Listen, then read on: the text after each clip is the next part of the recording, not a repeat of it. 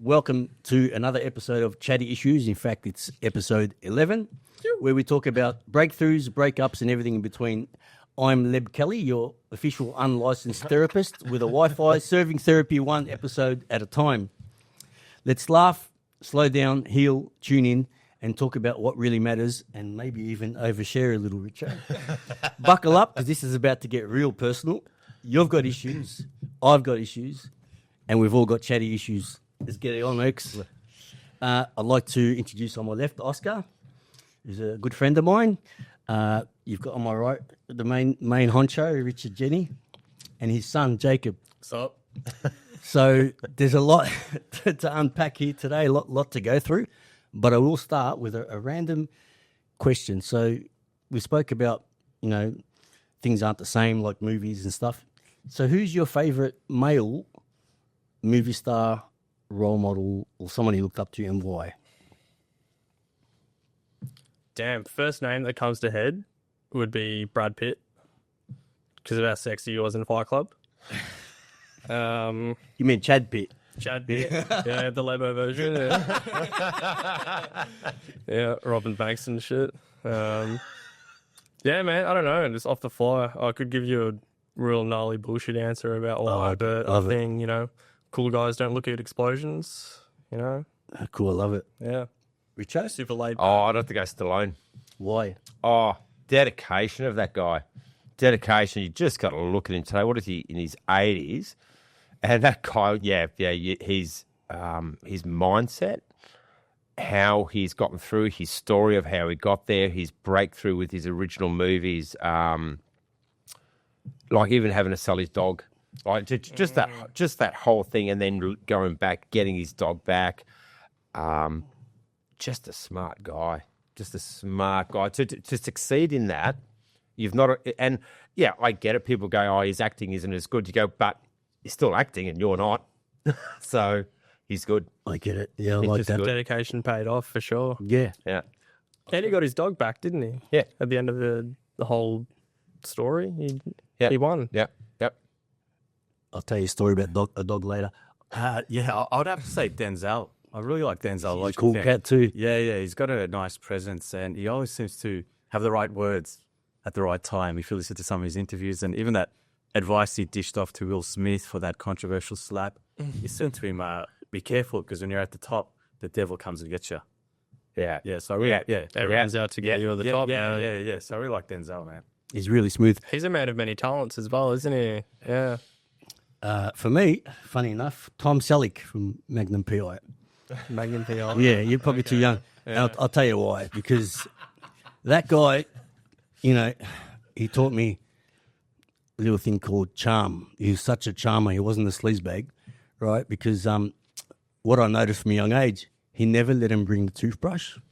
And he'd always, every time they wanted to hang around too long, he'd put him over his shoulder and whisk him out the door. And then he was just so cool and charismatic. Yeah, and to me that's the next word that popped up in my head. Yeah, charisma. that's Brad Pitt for me, man. I always say, the sleazebag thinks he's smart, but it's only the charmer that always gets repeat business. There you go. Lose the sale, never lose the customer. Also, your intentions shine through. If you're going to be bullshit eyes, then people can smell that. Yeah, and it's actually a better feel. It's actually a better feeling, like to be a charmer, like than to be. I was a sleazebag one stage. I'm going to admit it. So it's actually a much better feeling to be a charmer. And actually, that's what I teach my son. Is like, go have fun, but charm's your best friend. Do you think charm comes from authenticity? 100%. Because when you're authentic, maybe it radiates on Flow, a lot easier than if you're not. Because if you're not, then sleazy would be that energy that radiates. But when you're authentic, charm might come a bit naturally too. What you just said there is so powerful, because in the worst possible time of my life, somehow I found time to make the best possible time of my life. Does that make sense? Yeah. Because I started going back to learning more about me and who, rather than what society or my situation shaped me to be. So that was a much better feeling. I think charm also comes with self-acceptance as well, embracing who you are. It's also understanding people. I went for 30 days. Every day I had to give somebody a compliment that was just not associated with me randomly. It could be at the supermarket, could be walking on the street. He got lovely eyes. And then you realise after a while, the eyes, the smile, the hair thing kind of becomes irrelevant. You're looking for something now. Hey, that colour really suits you. It's a good feeling. Really? Yeah. Thank you. Yeah, that's a fun one to do. Do it for 30 days. And then realise actually how it makes you feel. That I found became more addictive. Yeah. Making somebody else feel better. Yeah. So I did it because of actually, what's in it for me out of this? Yeah, that's an interesting. It's an energy thing. It's interesting. And outflow equals inflow. So when you're putting out good energy in the world, call it God, call it a system of intelligence. It's almost like it takes that data and gives it back to you. It says, let's make you feel good now. Well, that's the whole thing about charisma and authenticity. It's like if you've got the wrong intentions through the way that you present yourself, if you're going to do it out of fakeness, people are going to smell that because that's the energy that you emit. You know? Yep. Yeah. And you can only fake that for so long. And I'll go back to that. It started out as a challenge to kind of break out of your box a little bit and just find something for somebody to compliment them on. And then I found all these other little things just kind of happen. And just all you have to do is just one comment to a random person once a day. That's all you got to do. It's also a true act of selflessness as well, because you're not always in that state of me. You know, it's about you now. I think the ultimate spiritual realization for me is when you're at the service of others. And even those little things that you do, it accumulates to just becoming a better member of family, society, friendship. Not out of the benefit for yourself, but just out of the kindness. You just feel it. It comes from within. It's so enriching, right? When it's addictive. And I still think, though, you've heard the whiffum. You've heard of a whiffum? What's in it for me? There's always a whiffum. Always. Yeah. But But selfish. That comes out operating from selfishness. Oh, I don't know if I agree with that. I think a whiffum comes from transactional. It is. So the most selfless person that would go out and go do things for others. Why do you go do that? Well, because I love doing something for people. Well, that's a whiffum. Why? Because it makes you feel good, and I want to be there. Well, that's a whiffum. I think that we've taken stuff in society to go, no, you shouldn't have.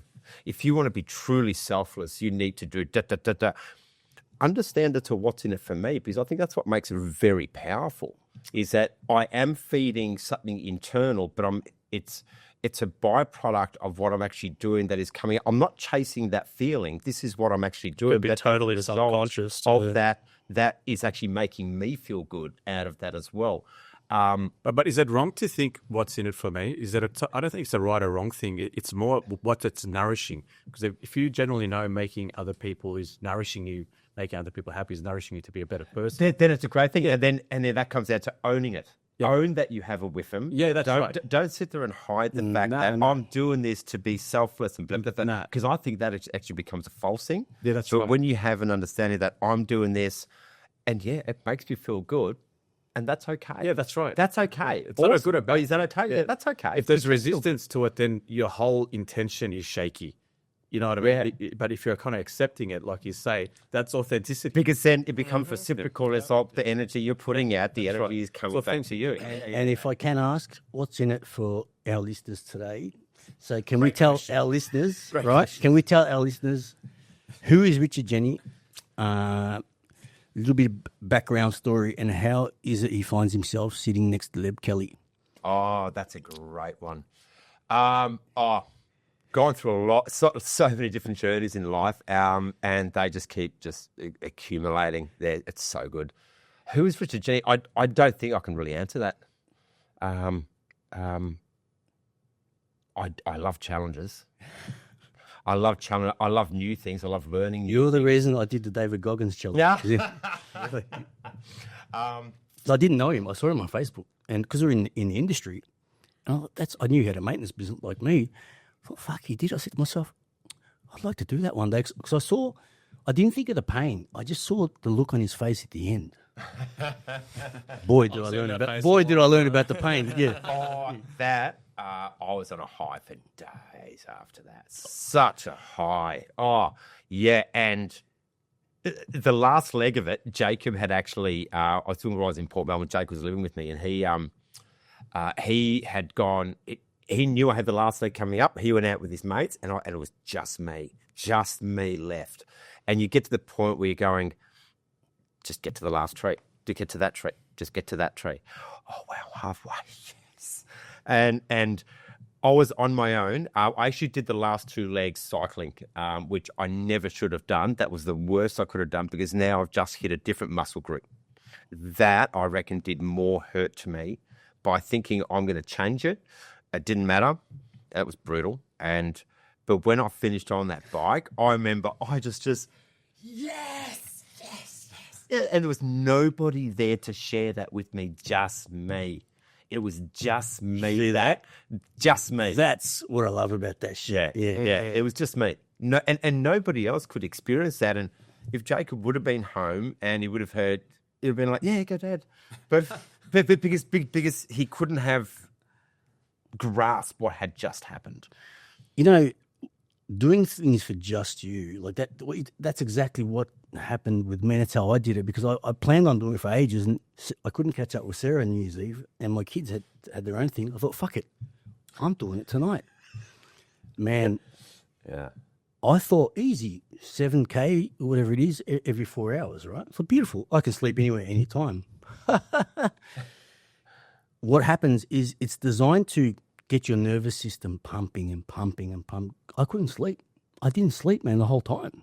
And I was fried. It actually, I got sick and, I got sick, but I did it. And You'd have been a bit hyper-focused as well, just somewhere else. I just wanted to take myself to a new level, and you got to be in the right headspace to do stuff like that.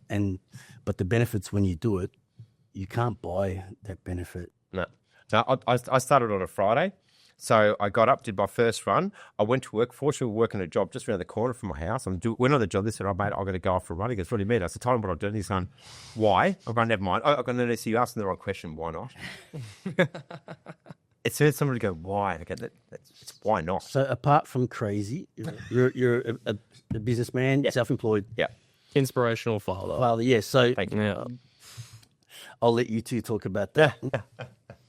Yeah, well, he's passed down a lot of wisdom. He really has. Yeah. He's given me a lot of opportunities for growth as well. Sexiest provider I know, honestly. Yeah. One of the reasons I got you guys in, for many reasons, but one of the messages I want to pump out is because now you're on the other side. You're on the other side. So growing up as a kid, obviously, mum and dad went their separate ways. Tell us a little bit about how it shaped you. You can talk about your profile as well. And what's your message to all the other kids, daughters, whoever going through this? Because that's one of my big drivers is the kids, the grandparents, the parents, the byproduct of trauma. Well, big theme of my life is, well, we could start off by saying the worst thing that's ever happened to you is the worst thing that's ever happened to you. And everyone does go through tough times. Fortunately, my childhood really wasn't that traumatic. Like, I've actually got awesome parents who are mature and understood that it was bigger than just themselves. They were able to put their bullshit aside for the greater good of me. And out of that, I'd think, yeah, it was just a really good recipe for an upbringing for me. I feel like no childhood's perfect and there's never such thing as a functional family. Anyone who wants to strive for a functional family, I think, is delusional and needs to go and do a 4-4-48. But yeah, I think it was cool. It was really cool growing up. Like, she's been the inspiration for me to get into boxing. He was the inspiration for me for DJing, to have a really creative outlook on life, to ask questions as well. Then he's given me the ball and I've been able to run with it. But one thing that I've kind of discovered, as much as Dad's tried to fucking drill it into me, sorry, I don't know if we can say that on here, is, be brutally honest with yourself as well. And it's all a choice. It's all up to you. Like, regardless of the circumstances that you've had growing up, the traumas that you've had growing up, like you do have an opportunity to take responsibility now and make the decision now on how you want the future to play out. And I think that's something that I've really implemented, especially in the past few months with a clear head. Like we can give a bit of a backstory now. Like I'm sober after alcoholic after, you know, a good chunk of my adolescence was substance abuse and, you know, starting off smoking weed and getting into the music scene, like just doing drugs every weekend, man. So the first question, if you've come from a place of love, clearly from both parents, how did you go down that path? Curiosity. Just curiosity. I've always said it to people, I never escaped anything.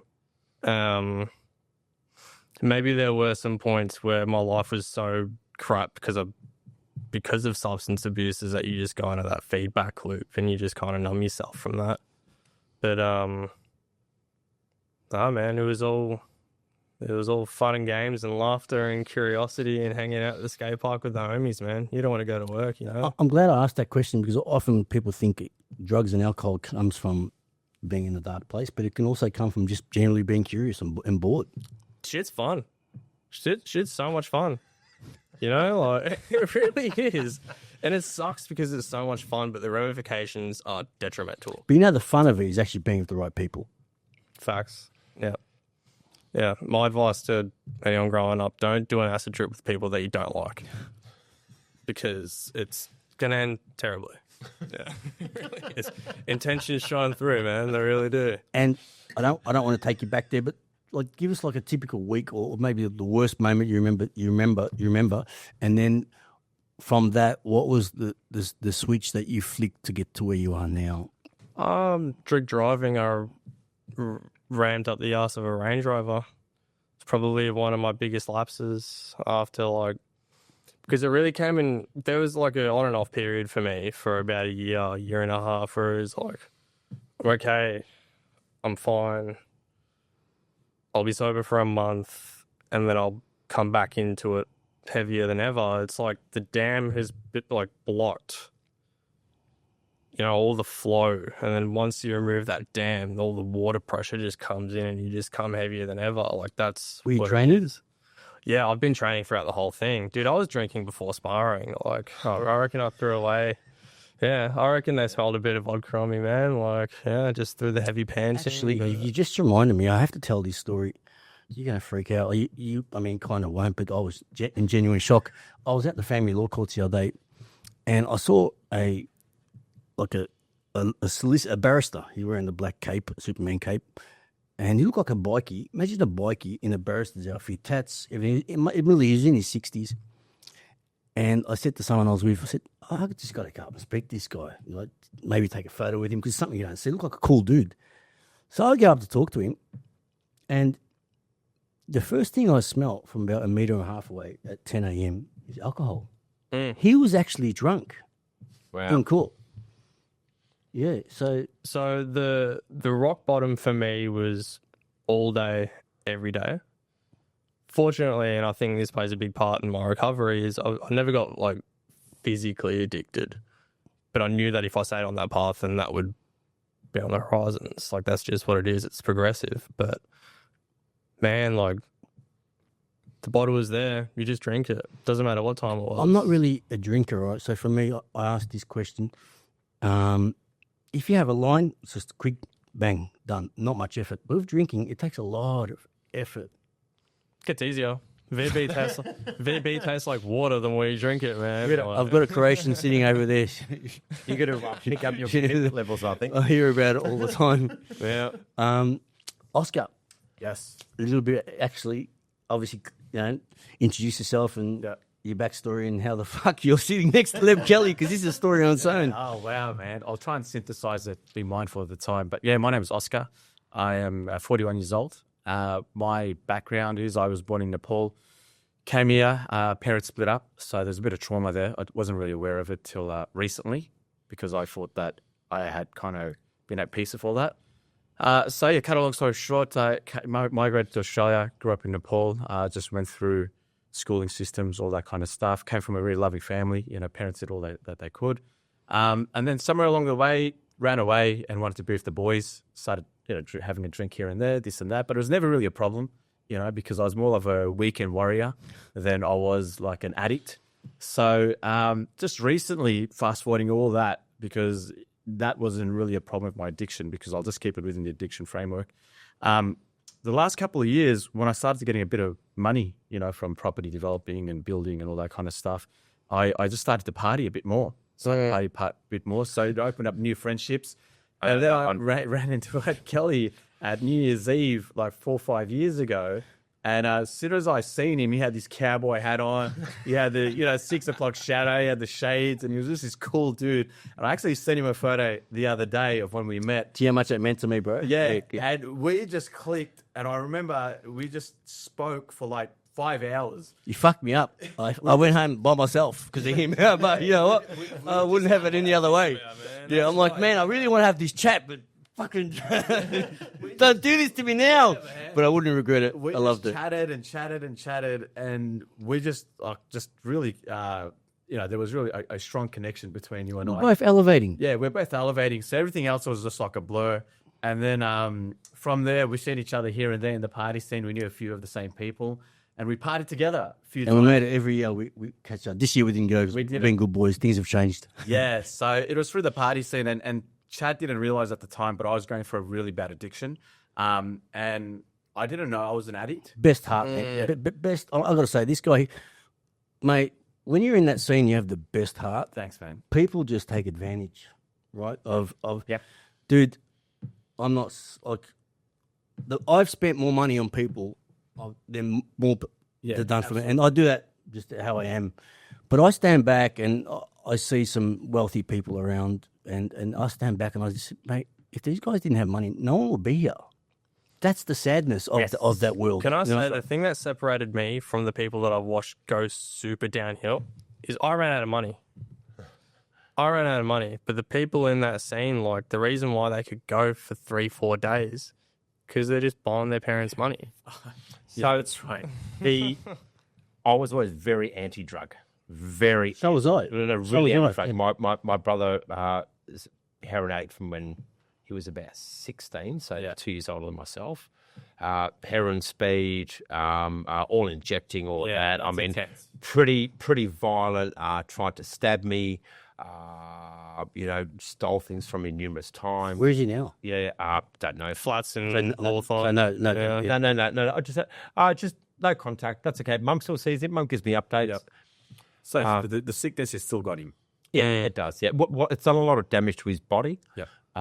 He has a lot of internal organ issues, things like that. But hey, this is the price that he pays. It's a disease. It is, yeah. But he, so I was always very anti-drug, and we'd go out to clubs and bars and things like that. And I'm like in my early to mid 30s, and and all of my friends knew my stance, so none of them told me that they were on MD or coke or anything at all. And I'd be up on a podium at 11 a.m. in the morning on water. And girls would come up and go, "What is going on?" I'm like, "What do you want?" I'm like, "Just drinking water." They're like, "No way, come home with me." And It actually works tonight. yeah. And then I was 35 when I tried my first MD. Now I just come out of now I've got some money.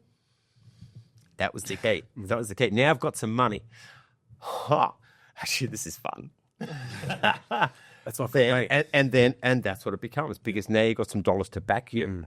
So now you can actually do what you want to go and do as often as you want to go and do, because you're no longer limited. Well, that's exactly what happened to me. I had a lot of drugs. I had a lot of money, and I would just delegate my responsibility to the point where my parties would go on for months and months and months. It wouldn't stop. And I'd appear at work here and there. My health would deteriorate.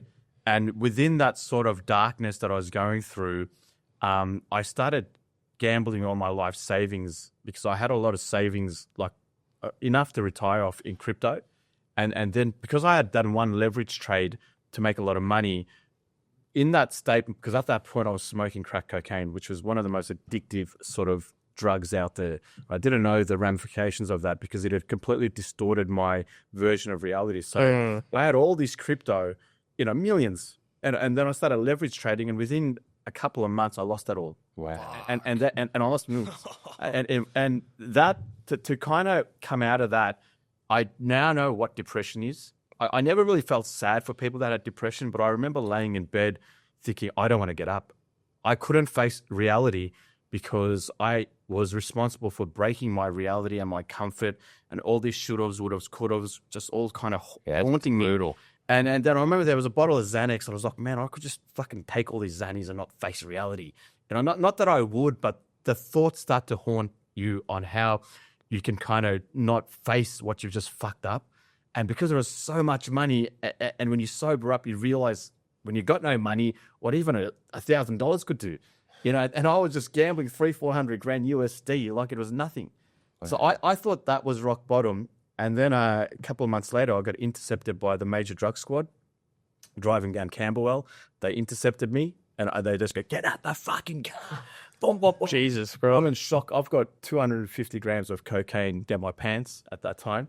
And they're knocking on the phone, and I don't even know where to put it. I don't even know where to put the coke, and I've got, just in shock. And then they grabbed me and they pulled me across the road at this restaurant or whatever it was in Camberwell, across the road from Aljana. And then I'm like, I'm fucked. And the anxiety and the trauma and just the reality of I'm fucked. I fucked up. I fucked up. And then going through all that, I'm really, at nearly 42 now, I'm glad it happened because it was a poorly wrapped present. I didn't realize then, but if I didn't have that impact to shape my reality, I wouldn't be the person sitting in front of you today. And I can proudly say that even if I do go to prison, which is a good chance, I'm glad I look at it in a way where if I go to prison at 42, it's only to address the defects of my character. It's only to fine-tune my connection with myself in isolation. And that time that I'm sacrificing is just a blink of an eye on what's to come. And I'll leave it at this. One quote a very wise man once said to me is that the rich man is distracted, doesn't really see the beauty in life, right? He's got money and he's distracted, whereas the poor man is blessed because he's forced to see the beauty in life. My money, all that kind of stuff amplified my ego, took me into darkness. I chased pleasure. When I lost everything, broke, I was forced to find out how much I could illuminate myself in the darkness. And in that process, I've now discovered something that not even $1 billion would ever buy. It's a lonely place when you start on that journey. I know that one. Yeah. Yeah. Look, I had a similar experience. The life-changing part for me was, and this was just we happened to turn dark. I parked out on the other side of Revolver. We're heading in a Revolver. I was going to meet a bunch of people that was there. Anyway, cops drive in, and we'll just have a chat in the car before about to hop out of the car, and there was just a small little baggie that was left in the driver's side. He goes, well, under the suspect that we have that. Tapping, please. Oh, sorry. I got told off for tapping. My apologies. Okay, all right, I shall take those back. And so that was the life-changing event. I was in lockup for 24 hours. They did searches. They did a whole range of things. And I agree, had that not happened, and that intervened into that level, and there was enough to, and my barrister said, mate, there's enough to put you away here. And I've gone, I'm not going away. He goes, you're delusional. And I got away with $1,000 fine, 12-month good behaviour bond. I had to go to counselling. But it should have been totally the other way. But a pivotal point in your life. It was the point of you now have to change. Yeah. Because if you don't, that's exactly right. Can I just remind you how lucky I am to have you sitting here and talk about this, and to remind you how proud I am and how lucky you are. Dude, yeah. Celebrate For me to have you here. And that's probably ultimately why we connected New Year's, right? You mentioned before you were born in Nepal, and I didn't know that. You probably mentioned I didn't. I wasn't in the state to remember much, but but I did remember mad as chats. But so you mentioned you were born in Nepal. Now, to me, that sticks out to me, and I'll ask a couple of questions. How old were you when you came here? 5 years old. So I came when I was 6. Yeah. Right? You came from a loving home like I did. Yep. Right. So when you're at your worst, do you reconnect with the old Oska from 0 to 5? Do you talk to him much, or is that part of your core, who you are? It was all suppressed until I did an 18-week addiction specialist course, because going through this whole process, and I'm synthesizing everything, and we can delve into it a bit deeper in another podcast. I've seen addiction specialists, I've seen psychologists, I've checked into rehabs, meditation, breath work. I've done everything to kind of cement my sobriety, NA, all that kind of stuff, getting a sponsor and all that. So only now I realize that throughout the whole process, that was all suppressed. It was camouflaged with just A, ego, B, just self-medicating, just trying to regulate my nervous system, because my compensation for feeling inadequate was coming from a poor country and having nothing. So what was a behavioral adaptation to that? I wanted everything, because I was compensating that deeper feeling of seeing all the kids have all this money, me getting hand-me-downs growing up, in Australia. So now I had to go out there and get all this money and get into this scene, and I wanted everything because I couldn't face the trauma of not having enough, So it's a healthy driver, right? I understand that. Yeah, to prove that you can. That drive is actually healthy, but it becomes unhealthy when you aim for the sky and you don't keep your feet on the ground. Absolutely. Well said. It is. It's delusional, because what I've realized is that success is a trap, because we are programmed to define success with materialistic value and a metric system based on followers and money and all that kind of stuff. But it's so delusional, because you can't take none of it with you when you're gone. People understand what that means, but to really, truly adopt that lesson is to now utilize your time spending it on things that's going to make you rich in spirit. I'm not too religious, but Jesus said, "Kingdom come is open for those who are rich in spirit." Energy is a currency, and when you've got such a rich spirit, I think people want to be around you, and that's priceless. Man, you give me goosebumps. Jacob, I just want to say one thing before I forget, because you said part of the reason why your friends were able to party is because they had money from their family. So it's interesting, because for me, people are so fixated on leaving their kids a big inheritance. Now, that to me, in some way, because I come from a lineage that's been challenged with that. My great-grandfather made an obscene amount of money, but actually ended up destroying a lot of the family. Because often it becomes like handing a child a loaded gun, a big inheritance. But what I'm doing here, and this is what my driver, like, I love my great-grandfather so much, even though I'd never met him. He bailed my ass out in my darkest moments. I learned so much about him. So for me, my number one thing now is to leave my kids. Money is a bonus, but the number one thing to leave them is personal development. Yes, well said. And that's the best thing I can leave my kids and my great-grand. I know one of them somewhere down the lineage will call on my life or whoever's life in the family. That's all I leave. And an interesting case, if you want to look at it, look at James Packer compared to his dad. Why is he such a mess? Because it was never his dream, never his journey. It was shoved down his throat. Yeah.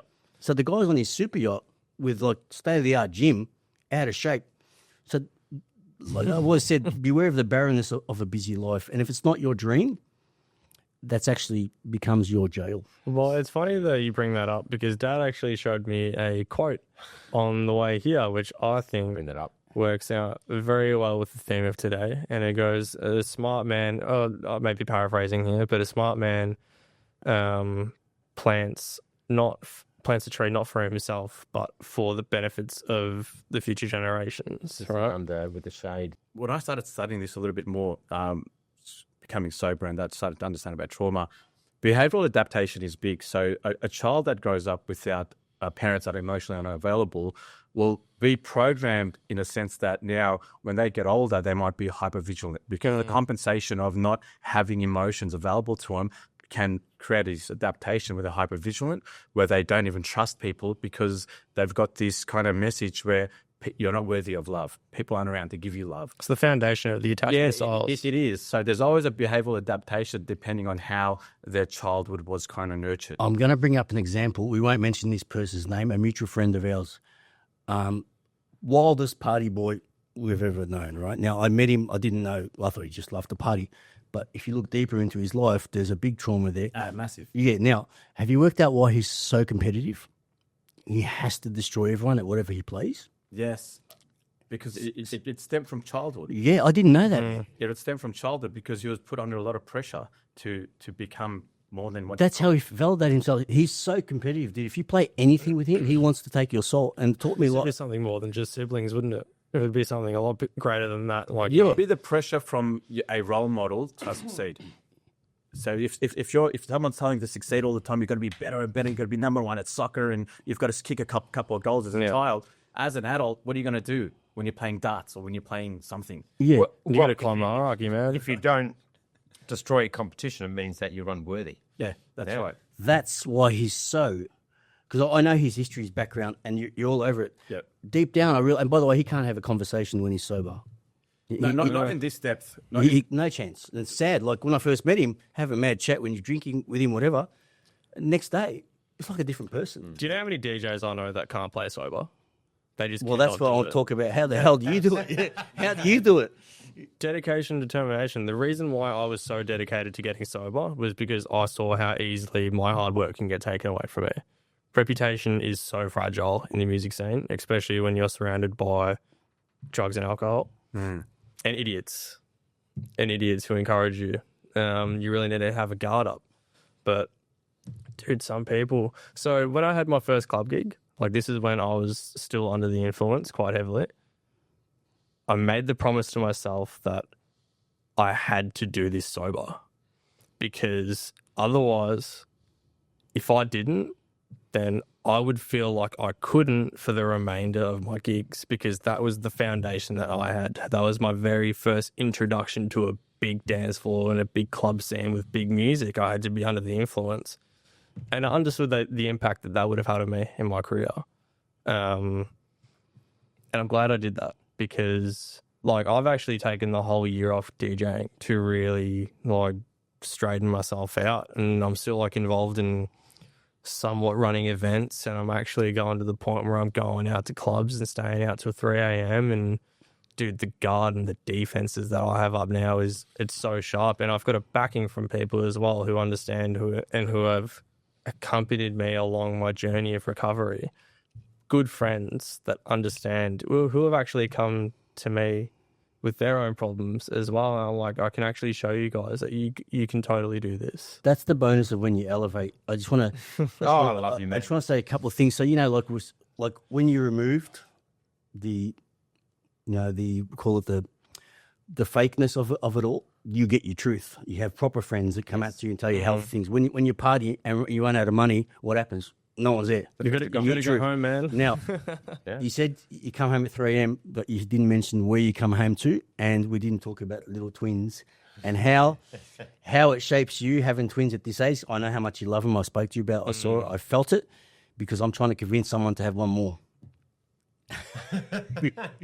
Shots fired. And not It's a blessing. It's an absolute blessing. But my mum lives in Melbourne. So before I moved up, did the full geographic last year, I was staying... Well, I was actually in a share house before that, but I'd spent a lot of time with mum. So every time I'm in Melbourne, I'll go back and I'll stay for a couple nights. So that's good. It's only like a 20-minute drive away. But these kids, man... These kids, you can, if you had the slightest little insight onto how much of a nutcase Dad would have been at that age, you can see it through these guys. Oh, they're just they're so cool. Like they're just They are... the chemistry between those two. Biggest smiles, man. 16 months, twin boys. So they're not identical, and one is night, the other one is day. Like, one's a thinner frame, weighs in about 9.5 kilos with dark hair and kind of big Mediterranean eyes. And then the other one is, I call him more like my bulldozer. Michelin man. Yeah, with sandy blonde hair, bit of a rounder face. He's got the darker undertones. Was it premeditated or was it just something that just happened and you embraced the whole pregnancy with your wife? And like, did you guys plan to have kids? No. So I think there was a bit of a gut feeling that he did speak about prior. yeah, so I'd met Liana at an off-grid community market for those that were unvaxxed. Nice, So I like that. bang, done. Dealt with cash, done in cash, mobile phones, preferably not, all of that. And that's where we met. And so it was funny. And we said, because how did you know like me? I've got, 90% of my questions of, do you dislike the government are already answered. So we knew what we both stood for. Yeah. And we met, and it's a beautiful story, that one. Like, it took me 6 months to get a kiss on the cheek out of her. Like, it was pretty cool. And but we had discussions about a lot of things. And so when we met, she was 33. And I'd always knew I'd meet a younger woman. And we met, and I was, well, I don't want any more kids. I'm actually quite happy with where I'm in things, but I was faced with that decision. And years ago, this is actually Mick and Vicky, and Mick Tom with this, who was my old boxing trainer, and 3 years older than I am. And he made a statement to me, and he goes, which just resonated so much with me. And he goes, if a woman wants to have a child and the man can provide that child for her, he has no right to refuse.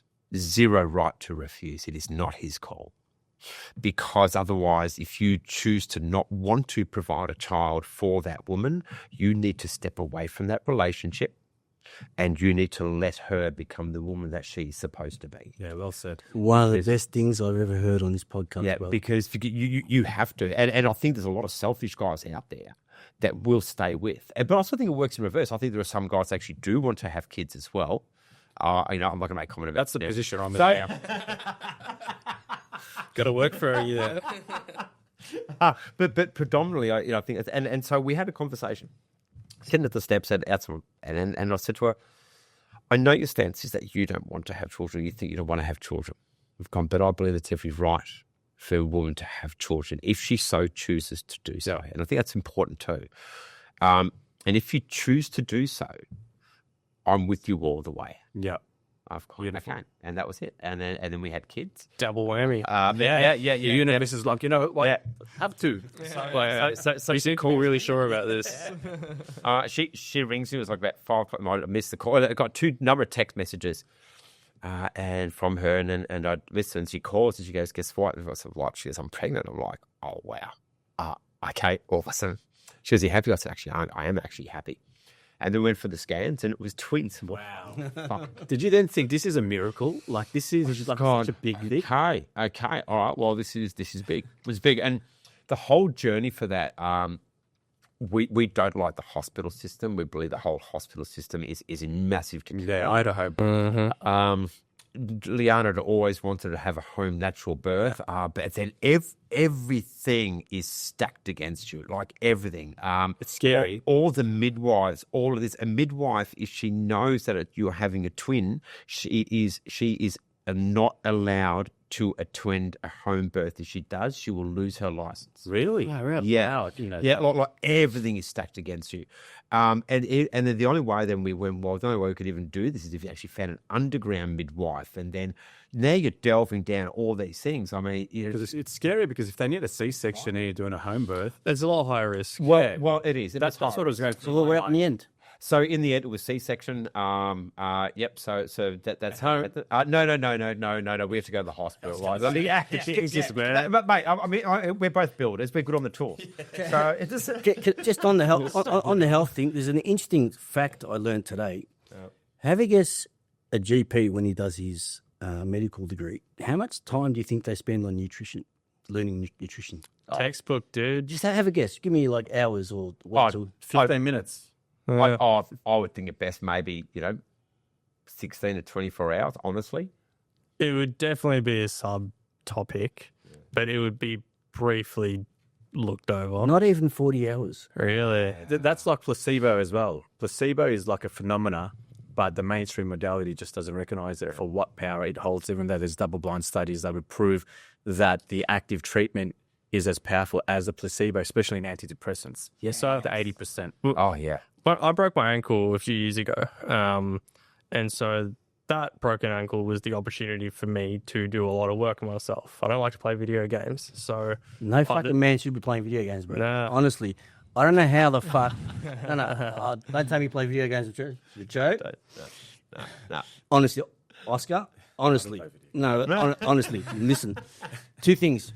Men should never drive fucking electric cars, all right, or fucking video games bullshit. Honestly, how the fuck? I don't know how a guy tells his mate he plays video games. Look, that's just And spend more than 5 minutes in the bathroom. fuck me dead.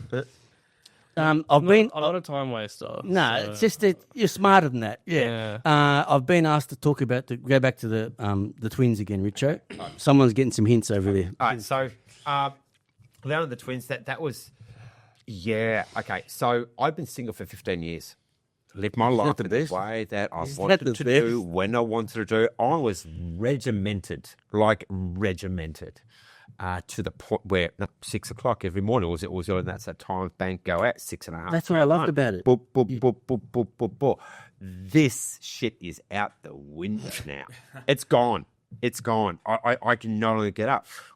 We had complications. The boys are underweight. We're in a hospital. We're out of hospital. Like one came home, then there's still one that's left there. Until they're trying to get to weight, and you're back and forth with all of that. You're still trying to eat right, predominantly a lot of carnivore diet, which is quite good. But for me, that working out is my mental stability. That's my mental stability. And there was a time I didn't work out for 2 months. Dude, I was sideways, like completely, like I'm tearing my hair out. You got that going on. I've also restructured the business areas, and now I'm like, okay, I can know. I had to sit there and do my budgets. I'm going, yeah, as a single guy, I'm fine. I can travel out of Melbourne. I can project manage for 3 days a week. A few little tools here and there, and things are good. Now I've got 2 mortgages to look after. I've got this to do, that to do, that to do. There's already going to be one income coming in. There's all of these things. I'm going.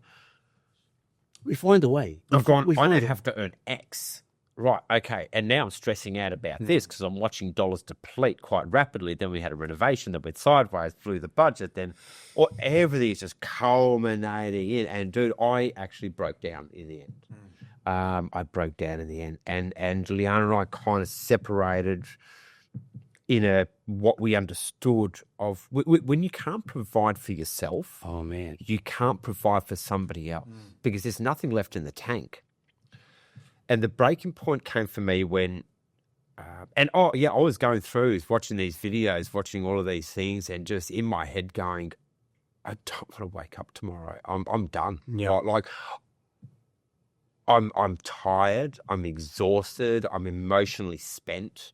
I'm spiritual. I'm just. Like, this has broken me. And you wouldn't think that having twins would break you, but like, Jesus, this broke me. And It's everything that comes with it. it's everything that comes with it. And Liana said to me, she goes, "How did you get out of that?" Gone. Brutal as this, baby. I realised you were never going to come to me because in the back of my head, I wanted to hear the words, "I love you, and I know everything that you do for this family, and I appreciate you." And I said in the back of my head, I had to come to the understanding that I'm never going to hear that. So you can sit with your wallowing bitchy fucking ass, or pick your ass up and go change it. And that's what it became. Go and change it. It's all a choice. So forged you into the man you are now. It forged me into that.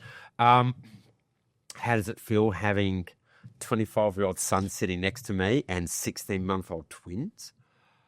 I see it brought back, and I may even tear up about this, but it's brought back so many memories of Jacob as a baby. Beautiful. So many. Oh, yeah. That tears me up. Because, yeah. As a dad, my daughter's 3.5. These moments where your daughter or your son just hugs you and they're 3.5, you don't get that all the time. It brings back such precious moments. Yeah. So, okay. One thing that's really got me on this one has been I've really come to understand the statement of cherish the moment today because tomorrow it may be gone. Absolutely. And I think that until that really hits home for you, it's a phrase. So it really hit home for me on things like I remember I'd pick Jacob up from school, primary school, and he would just run at me and launch into my arms and hug me so tight that it was like it was like a death choke. Yeah. It's like a little koala. I get that with my daughter now. Right. Now, this is going to end one day. Yep. And you're not going to sit there with your daughter and go, okay, third term is finishing. on that Thursday, when I pick you up at 2 p.m., that's the last hug that you're going to do like that. There's no agreement in this. It just stops one day. And you but you don't realize it stopped because you don't think about it. You don't go 3 months down the track and go, oh, she has not run at me after school and has given me this huge hug. It just stops. And little things like that happen where I'd have the boys, that they would shower with me every night. It was one transfer out, bang, the next one. And that was cute as, I said to Liana, one day this is just going to end. She goes, not yet. I said, no, you don't understand. This is going to end one day. It could be tomorrow. So this could be my last shower with them tonight. So we've got to embrace everything. Pick up the ask to really be in the present moment sometimes. After going through some of those, you really remind yourself, like, just... Don't miss the magic in the moment. Yeah. Do you know, as I sit here and listen to this, right, I have to mention something because this is, this is what life's about. You have to sit here and feel those moments and pass on and talk about them and hope that others feel the same too, right? But others don't get the choice because there's a taboo called parental alienation. Now, I deal with a lot of guys that don't see their kids. Now, I did not see my kids for a little while, but I just knew that was temporary. These guys don't have an end date. Now, if a man's done the wrong thing, I get it. But the great majority of men are not alienated because they've done the wrong thing. And I'm not here to judge, but if you alienate them as a mechanism, as a tool to destroy that person, and vice versa, female to male, male to female, they're never going to get this. So you're going to solve one problem and create another. And honestly, even what sucks is when a guy spends all his money to go to court to get more time with the kids or to see them, and there's an order that's enforced, it doesn't mean they're going to see their kid. So my message is try to work it out without the courts. Yeah.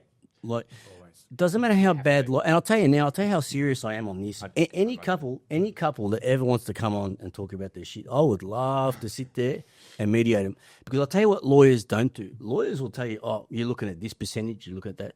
They don't tell you two things, time, and what's your time worth, by the way. And people are very frugal of their money, but they're not frugal of their time. Secondly, they don't tell you what reality is going to look like. Like these moments of Richo, hey, how am I going to provide? And like I've been in that hole for the last 4 years, financial hole.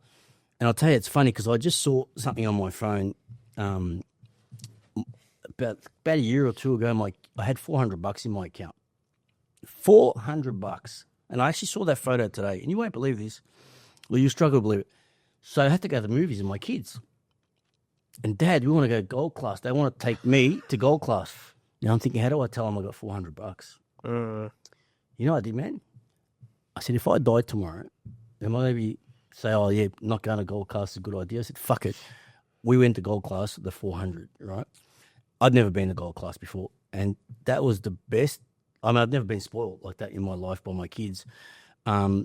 So as a man or even a woman, if you can't provide for your kids, it can be soul shattering. And one of the things I'll be doing when this gets to where it needs to go is actually finding couples like that, and reaching out and helping out. But honestly, what would make a great podcast, if anyone knows anyone, if any couple want to sort it out without the lawyers, let me show you what reality looks like. Not so much for you two, but for the kids. Because I'll tell you now, Field relationship. you don't want to go down that path. You do not. I can sort out most people's divorce in half an hour around the table with a cup of coffee, only if two people are actually serious on doing it. When Because I have the credibility. I've been in a suck. honest, I've spent 4, 5, 6 years now in that system, and I wouldn't wish it. You know, there's an armed robber I saw online. By the way, there's another podcast called Broken Fathers that they share these stories, and I actually listen to them as well, if you like. But they interviewed a bank robber. He spent 20 years locked up. He said the 20 years was easy compared to the last 5 years in the family law court system. I'm telling you now. And one thing I can't handle is when a guy complains about, his missus leaves him and, hang on, is any kids? No. Well, fucking get the fuck over it. Get over it, man. Honestly, look, If I'm- that's fucking. You got all the look. Back in our days, the '60s, they didn't have dating apps. They had nothing. They had no hope.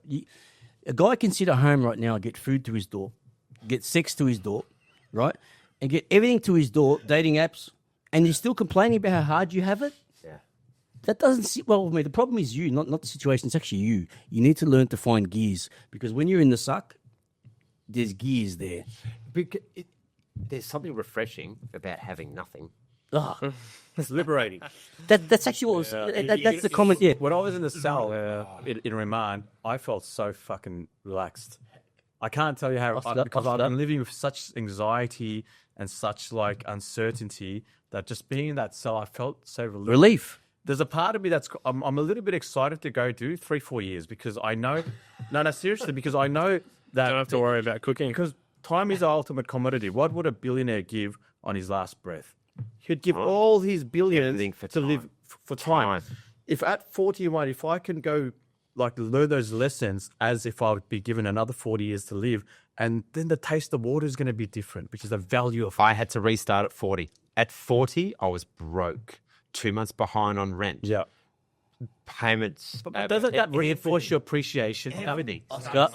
Even the way you talk now with your son and these moments, it happened from that journey. Yeah. You know what I mean? Because a lot of people don't know that and they're so selfish and they take everything for granted, especially the necessities. And you can't have these one-on-one in-depth conversations because they're so selfish. Yeah. You know, because take all that away, then you'll know the presence and the glory of something because it's been taken away from you. Can I say the one of the biggest things that I'm grateful for is, in a sense, my addictions and my alcoholism. I can't truly value where I am now without having all of it almost taken away from me. You know, really close, really close. I was always broke for a But long it's time. darkness, isn't it? You went through like darkness and it illuminated you. Yeah, And now it you did. found this, now you know how bright you can shine. With the right mentality, and if you really want to look for the opportunities and be honest with yourself, it is growth. Yeah. It is all growth. So we're sitting around here as adults and we understand all this, right? And one of the things I want to bring to attention is children who have never been through adversity, they haven't had the examples of getting to where they need to go. That's why they struggle. But 100%. we're all going to go through something. And I'll tell you, this is what I learned. When you're in the suck, in that hole, God will give you one tool, a shovel.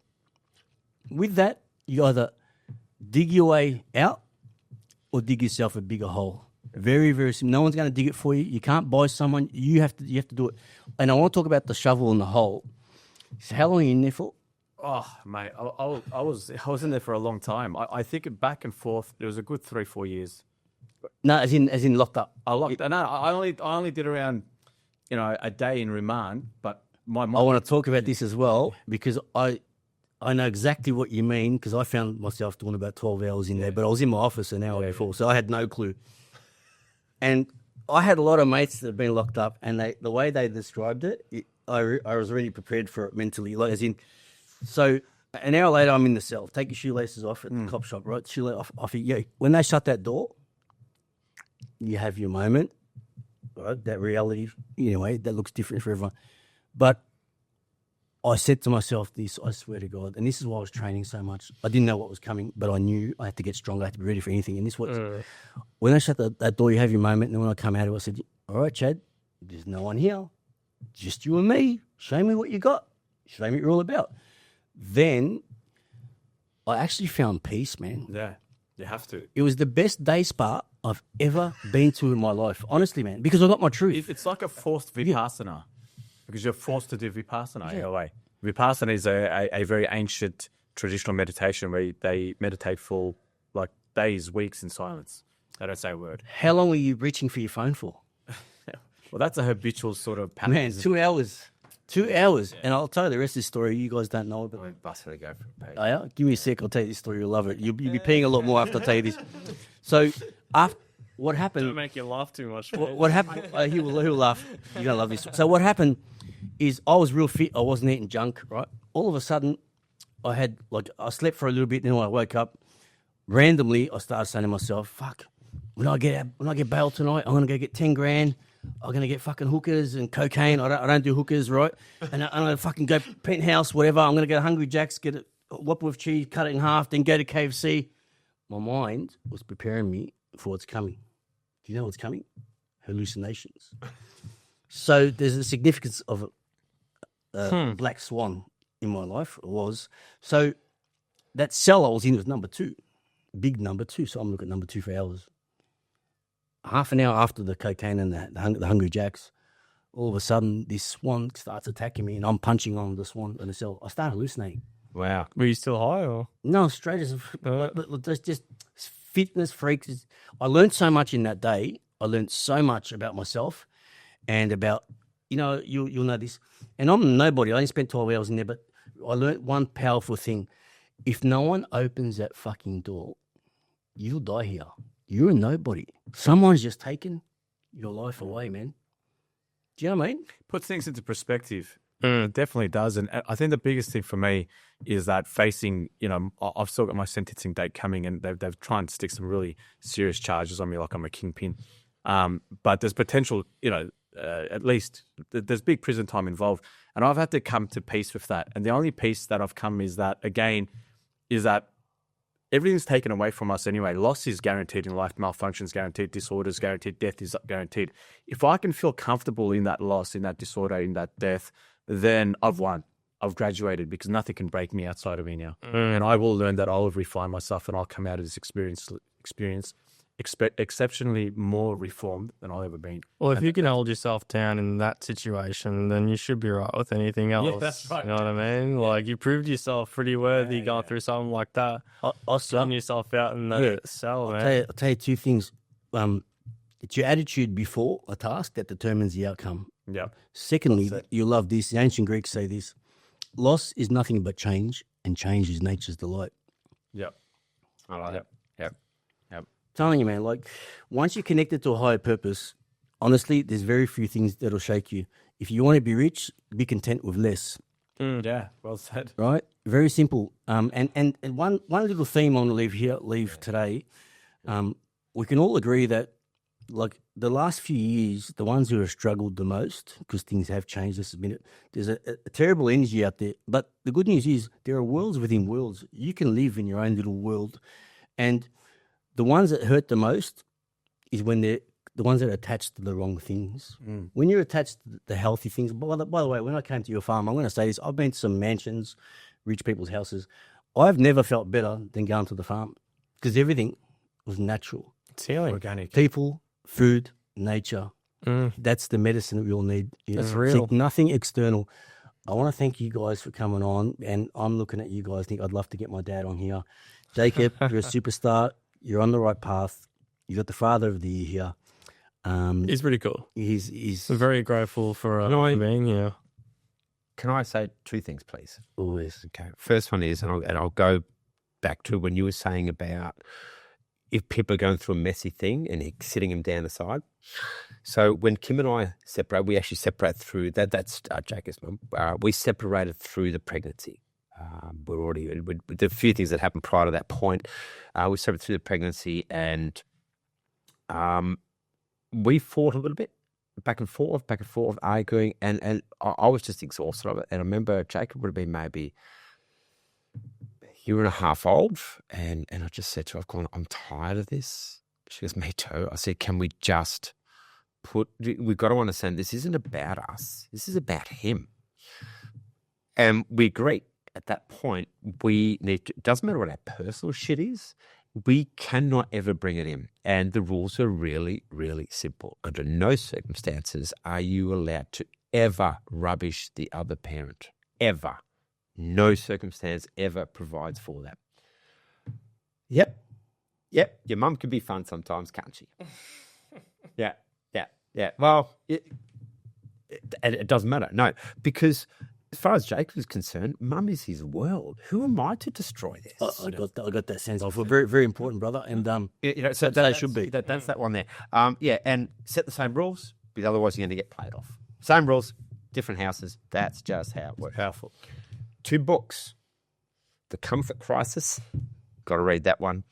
The other one that was a massive impact for me was Why? No apologies. No apologies. Why? Book fan. Why civilization depends on the strength of men. Yeah. How to be a man. You know what? I'll tell you, nature. I got to understand my dad. Got to go. Yeah. Now I guess why he was an asshole cunt, whatever you kind of put into there. Yeah. Now I understand why he was like that. I get it. It doesn't forgive nor change the way that he's acted. But I can understand it. You're not Dad. I love you. Because he didn't have the capacity to. That's it. That's it. Because you understand now. Now you kind of go, I get it. Time. Former as well. When you seek, right, the answers will come with time. Time is. That's why we're sitting here, brother. Most of the time, we're right. Oscar, brother, I actually prefer to sit here with you like this than to go out and have 1,000 parties. Thank you, right? To know and feel your heart, and to know that someone's trying to make good of bad, that gets my full respect. Thanks, bro. And I don't like visiting people in jail, but should you go, I will visit you. Love you. Can we do a podcast in there? Yeah. And Oscar, I know you already know this, but one thing I said to myself when I was in the day spa, you can lock me up, but you'll never lock my soul. Yeah, 100%. So speaking of souls, there's 4 good ones here, and I hope you guys saw the value in this today, and I hope you guys take away what you need from it to get to where you need to go. And I actually... Oh, I need to do one more thing. I've got to give a very blatant plug. So you should promo. So, and that's one thing I want to do when this takes off is actually promote small business. I'm not interested. Promote my EP as well. Got released today. I heard you're releasing a book. Did you want to promote that? So, as you know, this is from the farm. So we actually do our own eucalyptus at the farm. You've given away stuff before. This is for you. That's our honey. That is the atomizer air freshener. That is the natural insect repellent. And that is the, if you ever decide to shave, the best thing to shave. Oh, well, I didn't know that. Babe, take it off. It's goat's milk and eucalyptus soap. So that's raw honey, 100%. Yeah, that is from our farm, yeah. Yeah. So, we'll go to one of those. Yeah, because I ate raw honey. It's so good for you. Well, we've got a duff coming up, so yeah. Opportunity for me to promote my EP. If you want to check it out, Weeks the Cull on Instagram. We'll do this again. Just dropped today, so This is just honestly, we could talk for hours, but I hope you guys generally try to understand what we're doing. It's not easy to come on and talk about certain topics. That gets my respect also. I think these topics have to be spoken about. I think there's 2 things that this world, for some reason, holds taboo. Sex, and I find that really interesting because we all got here because somebody ejaculated into somebody. That's why we're here. Second one is drugs, alcohol.